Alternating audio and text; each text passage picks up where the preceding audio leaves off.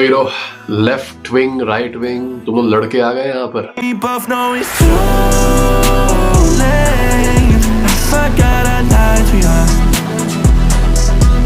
We both know it's too late. बताओ कौन जीता, लेफ्ट वाला जीते या राइट विंग? बताओ कौन सही है, लेफ्ट विंग सही है या राइट विंग? अब यही सवाल जाके तुम अपने कॉलेज के जो चैड होता है ना, जो हैंडसम लड़का जो कि प्लेयर है, जो कि बहुत ही ज्यादा अबंडेंट है सोशल लाइफ में और डेटिंग लाइफ में भी, उससे जाके पूछो कि क्या राइट विंग बेटर है या लेफ्ट विंग बेटर है, क्या ये पार्टी बेटर है या वो पार्टी बेटर है? वो कहेगा पता नहीं यार, I don't really care, by the way मुझे जिम जाना है। Okay, chads are politically very aloof और इसका रीजन ये है कि एक जो चैड होता है, जो स्टीरियोटिपिकल हैंडसम लड़का होता है, जो कि बहुत ही स्टीरियोटिपिकल स्ट्रॉन्ग लड़का होता है, जिसको लड़के रिस्पेक्ट करते हैं और लड़कियां पसंद करती हैं, उस लड़के को जो लाइफ के प्लेजर्स होते हैं कई सारे, लड़कों से रिस्पेक्ट और लड़कियों से अट्रैक्शन, ये काफी पहले मिल जाते हैं, काफी पहले और काफी यंग एज में मिल जाते हैं। In fact some of the most basic things that we want कि लड़कों से रिस्पेक्ट मिले, मेरे अराउंड चमचे घूमे और लड़कियां मुझे पसंद करें, ये चीज शायद एक काफी यंग एज से देखता आ रहा है।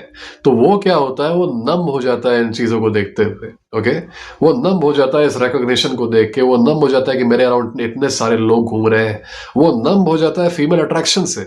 उसे लगता है यार कि I am so handsome, all these women want me, तो मैं जब चाहूं तब रिलेशनशिप में आ सकता हूं, मैं जब चाहूं तब डेट कर सकता हूं, तो it does not even excite me anymore. इसलिए जैसा कि मैंने एक प्लेयर वाले वीडियो में बताया था, तुम पाओगे कि एक प्लेयर के अंदर, एक चैड के अंदर एक बहुत ही नेचुरल अलूफनेस होती है। लगता है ये लड़का एकदम सुन्न है, लगता है कि आई डोंट रियली केयर, और बताओ भाई, हाँ वो जो चल रहा है, बस ब्रेकअप हो गया तो क्या हुआ। This is how they talk, they are not emotional, they are not attached to anything. तुम पाओगे they are always chill and this chill nature attracts women a lot. अब ये चीज पॉलिटिक्स से कैसे कनेक्टेड है? चैड की सिचुएशन को कंपेयर करो एक ऐसे लड़के से जिसने कभी भी फीमेल अट्रैक्शन नहीं पाया, कभी भी नहीं। अब वो लड़का बैठ के ये फैंटेसाइज कर रहा है कि यार मैं जम के पढ़ाई करूंगा, मन लगा के पढ़ाई करूंगा, मैं एग्जाम क्रैक करूंगा, मैं ये नौकरी पाऊंगा, वो नौकरी पाऊंगा, उसके बाद मेरे पैसे को देख के लड़कियां मेरी तरफ आएंगी। उसके मन में एक पावर फैंटेसी बैठ गई है कि मुझे ये पावर चाहिए, मुझे कुछ करना होगा, मुझे रिकॉग्निशन पाना है लड़कियों से, I have to gather power. तो उससे क्या आता है, ड्राइव आती है अंदर। भले ही उस ड्राइव से लड़कियों का जेन्युइन अट्रैक्शन नहीं मिलेगा, पर एक ड्राइव आता है कि देखो there is a reward at the end, तो मुझे करते रहना चाहिए, वर्क करते रहना चाहिए। वैसे ही इज्जत पाना है लोगों से, इज्जत नहीं मिल रही, तो कई बार जब तुम्हें खुद इज्जत नहीं मिलती है तो तुम उन लोगों को देखते हो और उन लोगों को देख के एक्साइटेड होते हो जिनको ऑलरेडी इज्जत मिल रही है, जैसे कि पॉलिटिशियंस। ओके, पॉलिटिशियंस को बहुत रिकॉग्निशन मिलता है, लोग सपोर्ट करते हैं, चाहे वो लेफ्ट का हो या राइट का हो, उसके बहुत सारे सपोर्टर्स होते हैं, बहुत लोग उनको भगवान मानते हैं। एक एवरेज आदमी क्योंकि वो उतना रिकॉग्निशन नहीं पाता, अपने आसपास के दोस्तों से भी नहीं पाता। ऐसा नहीं है कि एक एवरेज आदमी को लाखों लोगों से चाहिए रिकॉग्निशन, उसको चाहिए कम से कम उसके जो 4 दोस्त है वो उसको बहुत ही अच्छे से ट्रीट करें, इज्जत दें, उसका जो परिवार है उसको अच्छे से ट्रीट करें, पर वो मिलता नहीं एवरेज आदमी को। तो he likes to somehow feel better seeing कि देखो देखो वो वाले नेता ऐसे बोल दिए, वो देखो वो वाले भैया ऐसे बोल दिए, अब वो नेता देखो उस वाले नेता को ऐसे बोल दिया। ऐसा उसको फील होता है अपने दिमाग में कि वो खुद ये लड़ाई लड़ रहा है और समहाउ उसके नेता की जीत उसकी जीत है। ठीक वैसे ही जैसे कि एक एक्टर जब फिल्मों में रोमांस करता है एक बहुत ही खूबसूरत एक्ट्रेस के साथ, तो एक एवरेज आदमी जिसकी खुद की लाइफ में डेटिंग नॉन एग्जिस्टेंट है, वो भी खुश होता है और somehow as a third person वो एक्टर को रोमांस करते हुए देख के खुद भी एक प्लेजर फील करता है कि चलो मैं नहीं कर पा रहा हूं, वो कर रहा है, but I am now imagining my self as that actor. Third person वाला सिंड्रोम जो मैंने इस वीडियो में बात की थी कि अधिकतर लोग थर्ड पर्सन में जीते हैं, पैसिव वे में जीते हैं, देखते हैं करते नहीं। ओके, आदमी के अंदर भूख होती है काफी ज्यादा फीमेल अट्रैक्शन की और रिकॉग्निशन की इन जनरल, कि मुझे रिस्पेक्ट मिलना चाहिए, मुझे चाहिए कि मेरे अराउंड जो आदमी है वो मेरी रिस्पेक्ट करे। गुंडा फिनोमिनन भी इसी से आता है, कई लोग गुंडा बन जाते हैं, ये सोचते हैं कि मैं गुंडा बन जाऊंगा तो मेरे अराउंड जो लड़के हैं वो बहुत मेरी रिस्पेक्ट करेंगे क्योंकि मैं उनको मारता हूं। ओके, और वहीं से उनको ये भी लगता है कि मैं गुंडा बन जाऊंगा तो लड़कियां भी पसंद करेंगी मुझे, क्योंकि टीवी में ये दिखाता है। तो a man craves respect, a man craves a woman's attraction. Guys, many men who do great things in the world, उसके पीछे मोटिवेशन यही रहता है कि मुझे मासेस का रिकॉग्निशन मिलेगा और मुझे लड़कियों से अट्रैक्शन भी मिलेगा। ओके, ये भी होता है मोटिवेशन कि लड़कियों से भी अट्रैक्शन मिलेगा, तभी ड्राइव आती है। ओके, मैस्कुलिन ड्राइव, तभी लोग बड़े बड़े टायरेंट बनते हैं, बड़े बड़े लीडर बनते हैं। अब आते हैं चैड पर वापस। चैड को ये चीजें पहले ही मिल गई हैं और इतनी ज्यादा मिल गई हैं। I mean this guy was in high school and he was getting worshipped bye everyone. Teachers भी उसकी तरफ बायस थे, लड़कियां उसको ऑलरेडी पसंद करती थी। उसको कोई क्रश थोड़ी बनाना पड़ा कि दिस इज माय क्रश यार and she is my high school crush. He was the crush of the girls.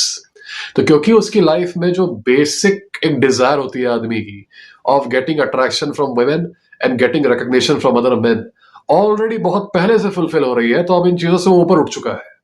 Okay, उसको ऑलरेडी है कि हाँ, whenever I want I can get it. As a result उसके अंदर कोई पावर फैंटेसी नहीं बचती, उसके अंदर कोई पावर फैंटेसी नहीं बचती। और यही वजह है, एक स्टीरियोटाइप होता है ना कि यार मैं तो नर्ड था लेकिन मेरे पास देखो इतनी अच्छी जॉब आ गई। अब वो जो चैट था मेरी क्लास का, देखो यार वो तो सिंपल सी जॉब कर रहा है कॉर्पोरेट में। ये स्टीरियोटाइप यही से आता है कि जो नर्ड है उसने अपनी पूरी जान लगा दी to get a good job, to get power through money. और कई सारे ऐसे लोग हैं जो कि लड़की के लिए तैयारी करते हैं नौकरी की। यू गाइस नो, कई सारे ऐसे लोग हैं जो कि पढ़ाई भी लड़की के लिए करते हैं, लड़की मिलेगी। और अगर लड़की के लिए नहीं कर रहे तो फिर समाज में इज्जत के लिए करते हैं। ऐसे में जो नर्ड है वो हाई पेइंग जॉब पा जाता है, और जो नर्ड नहीं है वो हो सकता है पॉलिटिक्स वाले रास्ते में चला जाए और नेता बन जाए, वो खुद भी ज्वाइन कर ले पॉलिटिक्स।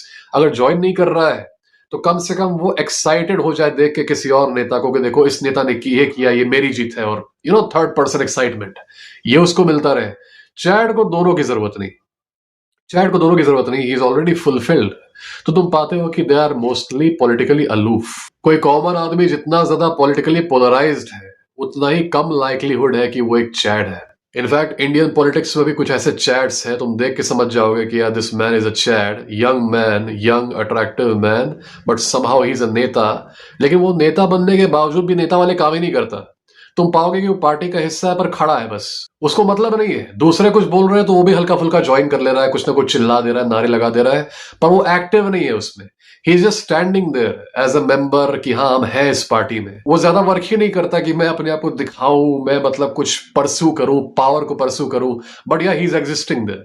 अब से नोटिस करना, there are certain Chads in Indian politics, तुम पाओगे कि इनकी जो ड्राइव है of getting power, it is way way less compare to everyone else. ये अपने मजे में रहते हैं, खड़े रहेंगे, कुछ ना कुछ बोल देंगे, कुछ चीजों पे ज्वाइन कर लेंगे, कुछ मूवमेंट्स में अपनी थोड़ी बहुत अपने कथन बोल देंगे, उसके बाद से अपने काम में मस्त, अपनी दुनिया में मस्त। तुमको इनके चेहरे पर टेंशन नहीं दिखेगा कि किस चीज से इफेक्ट हो रहे हैं, क्योंकि they are in their own world. They somehow happen to be in politics। यही एक वजह है कि अगर तुम दुनिया के सबसे खतरनाक टायरेंट्स के बारे में बात करोगे, सबसे खतरनाक डिक्टेटर्स के बारे में बात करोगे, तो most of them were not chats at all. In fact तुम उनको कन्वेंशनल टर्म्स में अनअट्रैक्टिव भी बोल सकते हो, अनअट्रैक्टिव भी, और कुछ तो एकदम सिंप थे। अगर पर्सनल लाइफ की बात करें, रिलेशनशिप्स की बात करें, तो कुछ तो एकदम सिम्प्स थे। और मतलब अगर उनके कॉन्क्वेस्ट्स को छोड़ दिया जाए और पर्सनल लाइफ की बात किया जाए तो they failed at it. But these were men because they did not get that chat treatment back in life. They had that much hunger. मुझे पावर चाहिए, I want recognition, I want women, I want love। और ये जो thirst है, ये जो drive है, ये जो प्यास है of power, this elevated them to a level where they did get recognition and they did get female attraction, but sadly that recognition and love was not coming towards them as people, but rather the position that they held. जो उनकी position थी, जो उनकी power थी, उसके लिए इनसे प्यार किया जा रहा था, उसके लिए इनका सम्मान हो रहा था। अगर वो पोजीशन हटा दिया जाता ना इनसे, तो इनको कोई खास नहीं डालता। This is the sad fact. इसको तुम ब्लैक पिल कह सकते हो, हार्श रियलिटी कह सकते हो, जो भी कह सकते हो। It's a very tough pill to swallow कि इनको इतना कुछ करना पड़ा सम्मान के लिए और प्यार के लिए, और वो भी अगर उनका पोजीशन हटा देते, अकम्पलिशमेंट्स हटा देते, तो वो भी नहीं मिलता। वही चैड जो था, उसने कुछ नहीं किया उसको अर्न करने के लिए, and he got it for who he was. उसे जो सम्मान मिला, उसे जो प्यार मिला, वो उसे उसके लिए मिला, इसलिए नहीं क्योंकि उसने कोई किंगडम कॉन्कर किया था, उसने इतने लोगों को हराया था, उतने लोगों को हराया था, इसलिए नहीं। It's because he just existed. और यहां पर मैं जब चैड की बात कर रहा हूं तो I am talking about Chad जो एक्चुअल ब्लैक पिल का डेफिनेशन होता है चैड का। Very very handsome, sharp jaw line and very attractive, जो स्टीरियोटिपिकल अट्रैक्टिव मेल होता है जिसको ब्लैक पिल वाले चैड बोलते हैं। I am talking about that guy. उसको जो चीज जस्ट फॉर एग्जिस्टिंग मिली, उसको जो चीजें जस्ट फॉर एग्जिस्टिंग मिली, उसके लिए एक नॉर्मल आदमी को लड़ना पड़ता है, कुछ ना कुछ अपने आप को बनाना पड़ता है, पैसे कमाने पड़ते हैं, ये करना पड़ता है, वो करना पड़ता है। तुमने सुना होगा लड़की चाहिए तो पैसे कमाओ। ये चीजें, ये बातें चैट से नहीं बोली जा रही है, ये बातें बोली जा रही है नॉबीज से। कि लड़की चाहिए तो पैसे कमाओ, and you guys know women don't get attracted to you if you just use money to attract them. Okay, they will just come for the money then, not you. ये चीज तो पता ही होगा तुम लोगों को। इनफैक्ट अगर पॉलिटिक्स की बात छोड़ दे, पावर फैंटेसीज की हम लोग बात कर रहे हैं, तो एक छोटे लेवल पे ये देखना, तुम्हारा जो क्लासरूम है, उस क्लासरूम में कभी क्लास के नर्ड को मॉनिटर बना दो, वो कहर बरसा देगा तुम लोग के ऊपर, वो तबाही मचा देगा, क्योंकि उसके अंदर पावर फैंटेसी है, उसको पावर नहीं फील होती जनरली। अब टीचर ने उसको अथॉरिटी दे दी, अब वो तबाही मचा देगा, वो तुम लोग का नाम लिखेगा बोर्ड पे कि तुम लोग बात कर रहे थे, तुरंत लिख देगा, हल्का सा मुंह चलाने पे भी नाम लिख देगा। वही किसी क्लास के पॉपुलर लड़के को बना दो, किसी चैट को बना दो मॉनिटर, वो कहेगा क्या बात करो यार, कोई दिक्कत की बात नहीं है, मुझे मतलब नहीं है, हाँ और क्या बात करो। वो एकदम चिल रहेगा, वो एकदम फन में वो घूम रहा है, मजे में टहल रहा है मॉनिटर बन के, अपना काम नहीं कर रहा। अक्सर तुम पाओगे कि जो फीमेल मॉनिटर होती है, दो लोगों को बनाया जाता है ना, एक मेल मॉनिटर एक फीमेल मॉनिटर, तो अक्सर फीमेल मॉनिटर तंग रहती है इस चीज से कि चैट जो है वो मतलब क्यों नहीं वो मॉनिटर वाला काम कर रहा है, क्यों नहीं वो गुस्सा हो रहा है, क्यों नहीं वो किसी का नाम लिख रहा है, and chat is like I don't really care, जिसको बात करना है करने दो, वो फ्लो में है। पता है what distinguishes the Chad from the other people who are trying to be simps? Chad does everything effortlessly. Chad does things effortlessly and he is known for being aloof. aloof मतलब ये नहीं कि वो सुस्त है या फिर वो शांत है, माइंडसेट से, अपनी हरकतों से, अपने रिएक्शन से अलूफ रहता है। तुम उससे जाके बोलोगे देखो उस एक्ट्रेस ने ये बोल दिया वो बोल दिया, वो कहेगा बोलने तो मुझे क्या, okay he'll be very chill। या फिर वो कुछ जोक क्रैक कर देगा, उसमें कहेगा कि अच्छा और क्या बोला उसने। He will never get affected by the mass media things that other people use to feel important. Okay, उसको मूवीज देख के एक्साइटेड होने की जरूरत नहीं है, क्योंकि वो ऑलरेडी हीरो है अपनी लाइफ का। वो अपने आप को दूसरे के थ्रू नहीं जीना चाहता। वो किसी नेता को देख के एक्साइटेड नहीं होता कि देखो नेताजी ने ऐसे बोल दिया, मुझे अपनी जीत लग रही है, मैं जीत गया। अब इंटरेस्टिंग चीज ये है कि मैंने टायरेंट्स के बारे में एग्जांपल दिया, डिक्टेटर्स के बारे में एग्जांपल दिया। इसको देख के कुछ लोग खुश हो सकते हैं कि देखो मैं नेपोलियन बन जाऊंगा, मैं फिर तब चैट लोग को बताऊंगा, मैं सबको अरेस्ट कर लूंगा। ये सारी पावर फैंटेसी छोड़ दो। If there are 1 billion of you, maybe only one guy has the potential to be a Napoleon, maybe not even that. तो ये मत सोचो कि तुम नेपोलियन बन जाओगे और तुम मतलब तहलका मचा दोगे पूरी दुनिया में, ये सब चीजें नहीं होंगी। But what you should do is you should focus on making your self better and realizing your own genetic potential. तुम अगर चैट के लेवल तक नहीं पहुंच सकते, तभी तुम इतने लेवल तक पहुंच जाओगे अट्रैक्टिवनेस के कि people will still respect you despite not knowing your degree, your job, तुम कहाँ के क्या हो क्या नहीं हो, and women will still be attracted to you. तुमको एकदम एक्सट्रीम पे जाने की जरूरत नहीं है कि या तो मैं एकदम नर्ड हूं और मैं मुझे एकदम चैट बनना है, नहीं बन सकता तो मैं छोड़ दूंगा, मैं गिव अप कर दूंगा। No no, it's always a spectrum. You have to make sure that you keep making yourself more and more attractive as days go by. ये तो तुम्हारी ड्यूटी है अपनी तरफ। Okay, it's your duty towards yourself. तो इसलिए मैंने दो एक्सट्रीम्स लिए, मैंने एक चैट ले लिया सीधा एक एक्सट्रीम, और मैंने एक नर्ड ले लिया, और मैंने इन दोनों चीजों से एक एग्जांपल समझाया।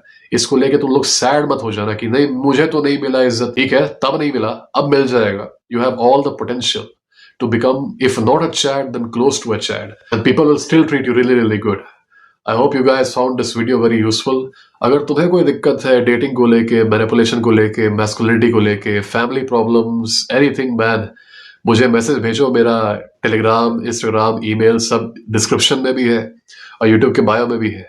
अगर तुम्हें मुझसे कोई इमरजेंसी कंसल्टेशन चाहिए तो मेरे यूट्यूब के बायो में जाओ, सबसे पहला जो लिंक है उस पर क्लिक करो, वहां पर तुम मुझसे कॉल बुक कर सकते हो। We will talk about your problem and we will destroy it.